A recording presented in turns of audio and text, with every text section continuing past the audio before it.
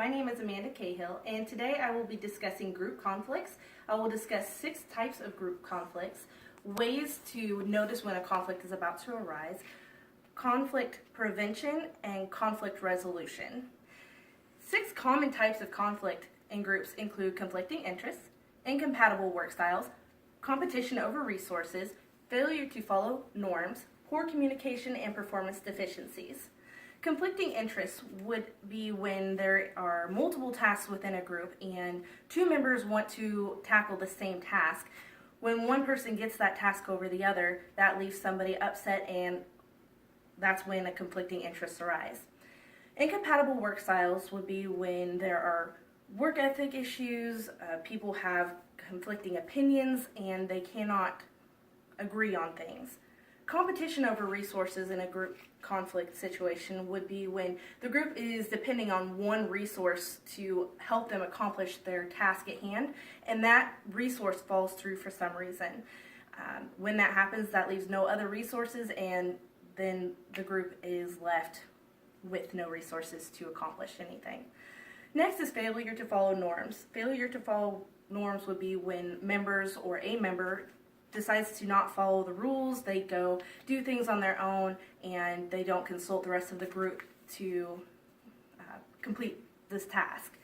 Poor communication would be not updating the rest of the group on deadlines, where the project stands, not responding to emails, or just failure in general to talk and work as a group.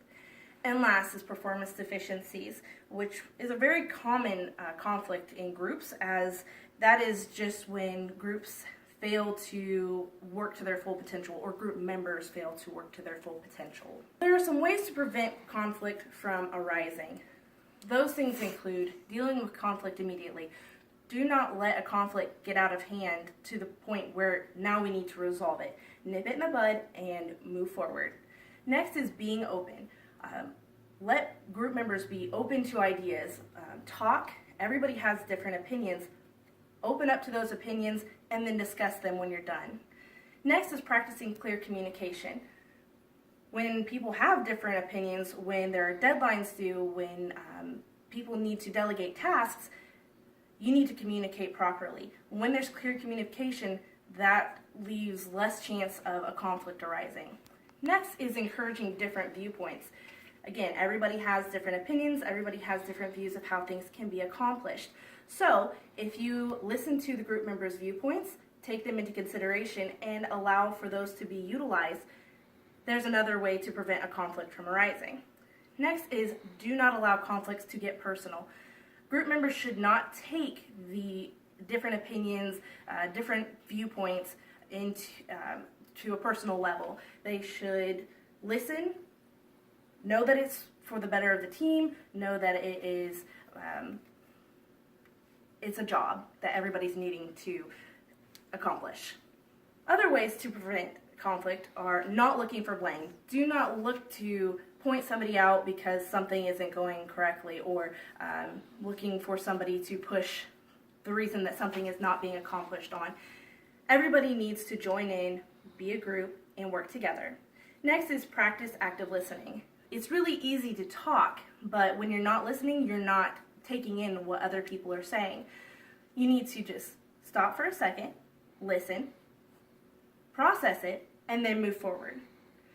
Next is demonstrating respect. Just as you want your opinion to be heard, everybody else wants to be heard as well. Be respectful. Again, practice active listening. Don't look to blame others, and go on that way. Last is keeping issues within the team. If there are issues within a team or within your group, address them within the group. Don't take them to other groups. Don't take them to other people looking for feedback that way. You need to work with your group members to prevent the conflicts at hand. Next, we're going to talk about conflict resolution. When we've reached a point where we need to resolve a conflict, that we're past the point where we can prevent them. We've missed those cues, we've missed those key points. So now we're going to talk about the 3 steps to help resolve the conflicts. The first step is to prepare for the resolution. You have to acknowledge that there's actually a conflict at hand. The whole group needs to come together and realize that there's a conflict. what the conflict is, and maybe even write it down to acknowledge that it's there. Again, as a group is acknowledging it, they need to discuss the conflict at hand, work through why there's a conflict, how it became a conflict, and maybe what steps they can take to move forward. Next, the group needs to agree to cooperate. You need to work as a team. You need to work to gain resolution, be cooperative. Everybody needs to chip in their ideas and their thoughts, and everybody needs to be open to listening to those.